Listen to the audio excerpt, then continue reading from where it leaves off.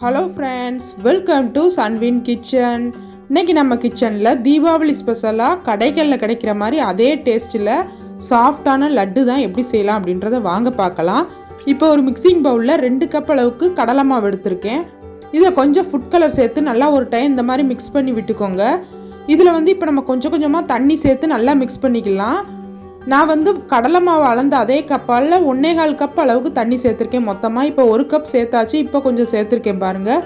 இதை எந்த ஒரு கட்டிகளுமே இல்லாமல் நல்லா கலந்துக்கோங்க. பாருங்கள், இது தோசை மாவு பதத்துக்கு இருக்கணும். இந்த அளவுக்கு நீங்கள் நல்லா கலந்து வச்சுக்கோங்க. இப்போ பூந்தி பொரிக்கிறதுக்கு மாவு ரெடி ஆயிடுச்சு. இப்போ பூந்தி பொரிக்கிறதுக்கு இந்த மாதிரி பூந்தி பொரிக்கிற கரண்டி இருக்கும்ல, அந்த கரண்டியில் தான் நம்ம ஊற்றி பொரிக்கணும். அப்படி நம்மகிட்ட அந்த கரண்டி இல்லை அப்படின்னா இந்த கரண்டி நார்மலாக எல்லார் வீட்டிலே இருக்கும். இதில் பொரிச்சு எடுத்துக்கலாம். ஒரு கடாயை சூடு பண்ணி அதில் பூந்தி பொரிக்கிறதுக்கு தேவையான அளவுக்கு எண்ணெய் சேர்த்துக்கோங்க. இப்போ அடுப்பை மீடியம் ஃப்ளேமில் வச்சுக்கோங்க. எண்ணெய் நல்லா சூடானதுக்கப்புறம் பூந்தி கரண்டியை இந்த மாதிரி வச்சு நம்ம கரைச்சி வச்சுருக்க மாவை சேர்த்தோம் அப்படின்னா கீழே இந்த மாதிரி பூந்தி நல்லா முத்து முத்தாக உதிர ஆரம்பிச்சிரும். பாருங்கள், கரெக்டான பக்குவத்தில் நம்ம மாவு கலக்கியிருந்தோம் அப்படின்னா இந்த மாதிரி கரெக்டாக பூந்தி விழுந்து வந்துடும்.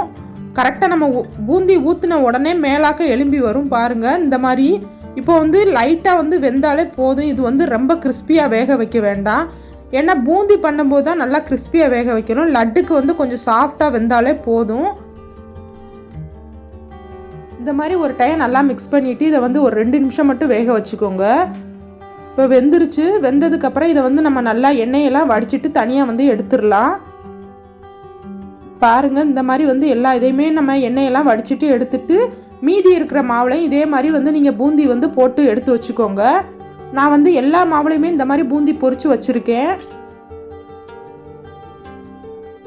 எல்லா பூந்தியுமே இந்த மாதிரி சூப்பராக பொரிச்சு எடுத்தாச்சு. பூந்தி நல்லா வந்திருக்கு. நம்ம மாவு கரெக்டான பதத்தில் கலந்தோம் அப்படின்னா சூப்பராக வரும் பூந்தி. இப்போ நம்மளோட லட்டு நல்லா சாஃப்டாக வர்றதுக்காண்டி இந்த பூந்தி எல்லாமே ஒரு டைம் மிக்ஸி ஜாரில் சேர்த்து கொரகொரப்பாக அரைச்சி எடுத்துக்கோங்க. ரொம்ப மையாக அரைக்க வேண்டாம். இந்த மாதிரி கொரகொரப்பாக ஒரு 2 சுற்று மட்டும் சுற்றி எடுத்துக்கோங்க. இது அப்படியே இருக்கட்டும். நம்ம சர்க்கரை பாகு ரெடி பண்ணிடலாம்.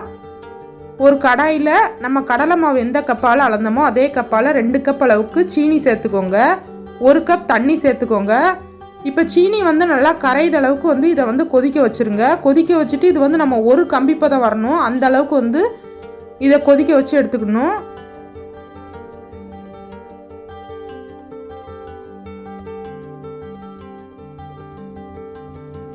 லட்டு செய்கிறது ரொம்ப கஷ்டம்னு நினைப்போம். ஆனால் இருக்கிறதுலே ரொம்ப சிம்பிளான ஸ்வீட் லட்டு தான். கண்டிப்பாக இந்த தீபாவளிக்கு நீங்களும் இதே மாதிரி செஞ்சு பாருங்கள். இப்போ பாருங்கள், நல்லா கரைஞ்சி கொஞ்சம் பிசு தன்மையோடு இருக்குது. நம்ம ஒரு கம்பிப்பதம் வந்துருச்சு அப்படின்றத பார்ப்போம். பாருங்கள், ஒரு கம்பிப்பதம் வந்துருச்சு. நீங்கள் இந்த 2 விரலால் லைட்டாக தொட்டு பார்த்தீங்க அப்படின்னா நூல் மாதிரி வரணும். இப்போ இந்த ஸ்டேஜில் நீங்கள் அடுப்பை ஆஃப் பண்ணிடுங்க. அடுப்பை ஆஃப் பண்ணிவிட்டு நம்ம பொரிச்சு அரைச்சி வச்சுருக்கோம்ல அந்த பூந்தியை இதில் சேர்த்துருங்க. பூந்தியை சேர்த்ததுக்கப்புறம் இந்த மாதிரி ஒரு டைம் நல்லா மிக்ஸ் பண்ணி விட்டுக்கோங்க.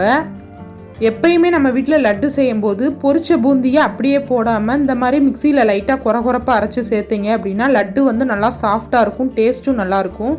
கடைகளில் வாங்குகிற மோதிச்சூர் லட்டு மாதிரியே இருக்கும்.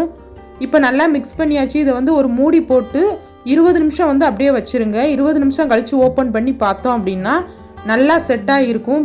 லட்டு பிடிக்கிறதுக்கு கரெக்டாக இருக்கும். 1 டீஸ்பூன் நெய்யில் முந்திரியை நல்லா பொன்னிறமாக வறுத்து வச்சுருக்கேன். அதையும் சேர்த்துக்கிறேன். 1/2 டீஸ்பூன் அளவுக்கு ஏலக்காவும் சுக்கும் சேர்த்து பவுட்ரு பண்ணி வச்சுருக்கேன். அந்த பவுடரை சேர்த்துருக்கேன். நீங்கள் ஏலக்காய் பொடி மட்டும் கூட சேர்த்துக்கலாம். 2 சேர்க்கும் போது நல்லா மணமாக இருக்கும். இந்த மாதிரி நல்லா ஒரு டைம் மிக்ஸ் பண்ணி எடுத்துக்கோங்க. உங்களுக்கு ஒரு வேளை லட்டு பிடிக்கிறதுக்கு வரல அப்படின்னா அடுப்பை லோ ஃப்ளேமில் வச்சு இதை ஒரு 5 நிமிஷம் அடுப்பில் வச்சு எடுத்துக்கோங்க. அதுக்கப்புறம் ஆறுனதுக்கப்புறம் லட்டு பிடிக்க ஆரம்பிச்சிடலாம். இப்போ பாருங்கள், எனக்கு கரெக்டாக இருந்துச்சு. ஒரு கம்பிப்பதை நம்ம கரெக்டாக எடுத்தோம் அப்படின்னாவே லட்டு பிடிக்கிறதுக்கு கரெக்டாக இருக்கும். இந்த மாதிரி நம்ம சின்ன சின்ன உருண்டையாக உருட்டி எடுத்துக்கலாம். பாருங்கள், சூப்பராக லட்டு ரெடி ஆயிடுச்சு. கடைகளில் கிடைக்கிற அதே டேஸ்ட்டில் லட்டு சூப்பராக ரெடி ஆயிடுச்சு. இந்த தீபாவளிக்கு கண்டிப்பாக உங்கள் வீட்லேயும் இதே மாதிரி செஞ்சு பாருங்கள். என்னோடய வீடியோ பிடிச்சிருந்துச்சுன்னா என்னோடய சேனலை சப்ஸ்கிரைப் பண்ணிக்கோங்க. இந்த வீடியோக்கு லைக் பண்ணிக்கோங்க. அனைவருக்கும் இனிய தீபாவளி நல்வாழ்த்துக்கள். தேங்க்யூ.